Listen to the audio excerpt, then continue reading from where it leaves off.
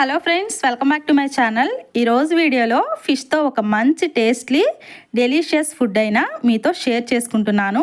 Hariyali fish curry లేదా green fish curry అని కూడా చెప్పొచ్చు. సౌత్ ఇండియాలో పంజాబ్లో ఫేమస్ అయిన దాబా స్టైల్లో హరియాలీ ఫిష్ కర్రీ చేస్తూ ఉంటారు. ఇది చపాతీ, రోటీ, పరోటా, బిర్యానీలోకి సైడ్ డిష్గా చాలా బాగుంటుంది. అంతేకాదు వైట్ రైస్లో కూడా బాగుంటుంది. ఎప్పుడూ చేసే ఫిష్ కర్రీ లాగా కాకుండా ఒక్కసారిలా డిఫరెంట్గా టేస్ట్గా ఉంటుందన్నమాట.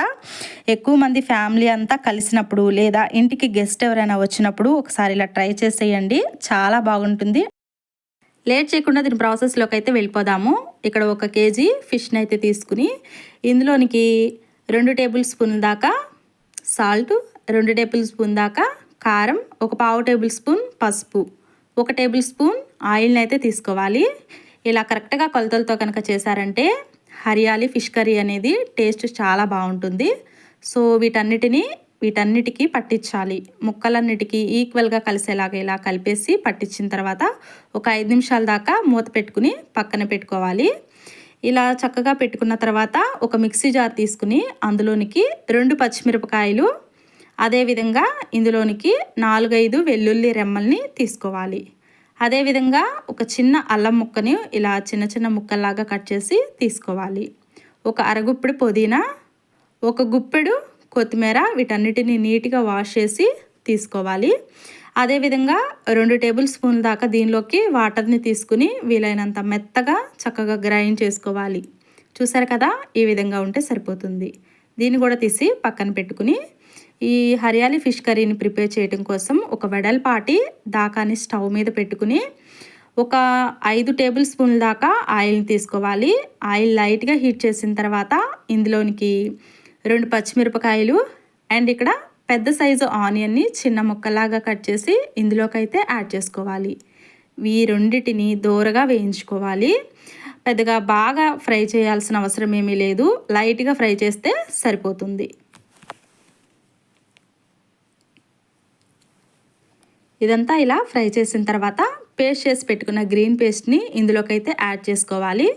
ఇదంతా ఒకసారి దీనిలో పచ్చివాసన కంప్లీట్గా పోయేంత వరకు ఇలా ఫ్రై చేసుకోవాలి. ఇలా వేసిన వెంటనే దీనిలో నుంచి కొంచెం నురగ వస్తున్నట్లు ఉంటుంది. ఆ నురగ మొత్తం పోయి ఆయిల్ అంతా పైకి తేలాలి. అప్పటిదాకా నిదానంగా ఇలానే ఫ్రై చేయండి.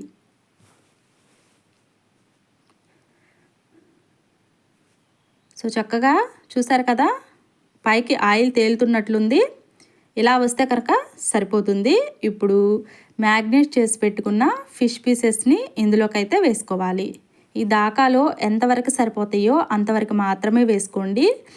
ముక్క మీద ముక్క పెట్టకుండా ఇలా సరిపోయినంత వరకే వేసుకోండి. అలా వేసుకున్నట్లయితే ఇలా ఫిష్ కర్రీ ఉడికిన తర్వాత కూడా ముక్క అనేది తునగకుండా పర్ఫెక్ట్గా వస్తుందన్నమాట. ఇలా మొత్తం ఒకసారి తీసుకుని ఇదంతా ఒకసారి ఇలా అరేంజ్ చేసుకుని గరిటెతోటి ఒకసారి ఈ పేస్ట్ అంతా ఈ పీసెస్కి పట్టేలాగా ఒకసారి ఈ విధంగా కలిపేసుకోవాలి. చూసారు కదా, ఈ విధంగా మొత్తం కలిసిపోయేలాగా ఇలా కలుపుకోవాలి. ఎప్పుడూ చేసే ఫిష్ కర్రీతో కాకుండా ఒకసారి ఇలా ట్రై చేయండి, డెఫినెట్లీగా మీకు నచ్చుతుంది. మళ్ళీ మళ్ళీ చేసుకుని తింటారనమాట, అంత టేస్ట్గా ఉంటుంది. సో ఇదంతా ఒకసారి ఇలా కలుపుకున్న తర్వాత మూత పెట్టేసుకుని ఒక 5 నిమిషాలు అయితే ఇలానే ఉడికించేసేయండి.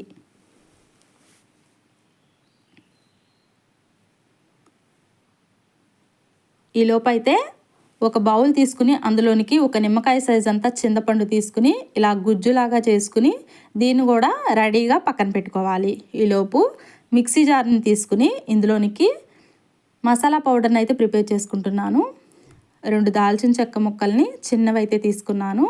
తినే స్పైసెస్ని బట్టి లవంగాలను కూడా యాడ్ చేసుకోవాలి. 3 లవంగాలు, 1 ఇలాచి, 3 మిరియాలు కూడా తీసుకోవాలి.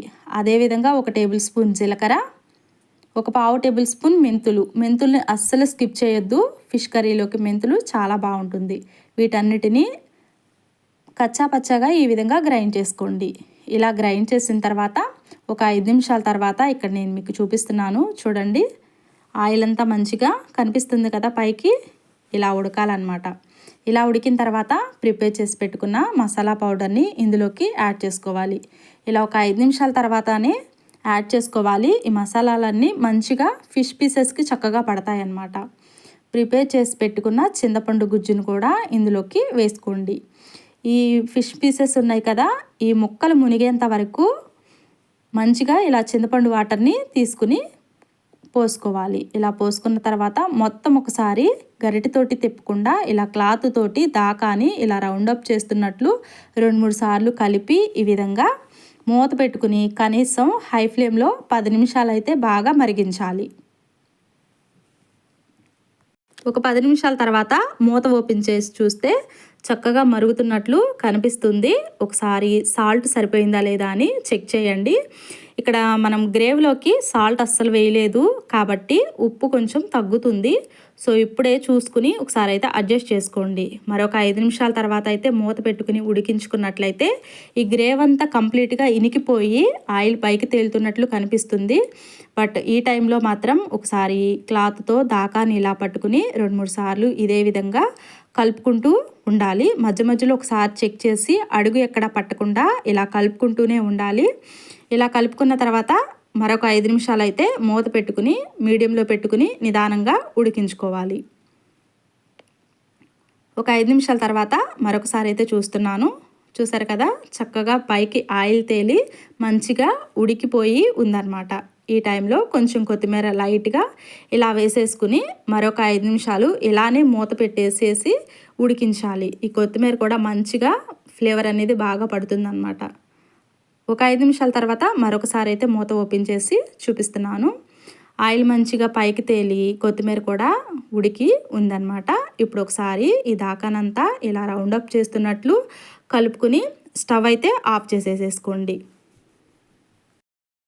ఇది మీకు ఖచ్చితంగా నచ్చుతుంది. ఇది చాలా టేస్ట్గా ఉంటుంది.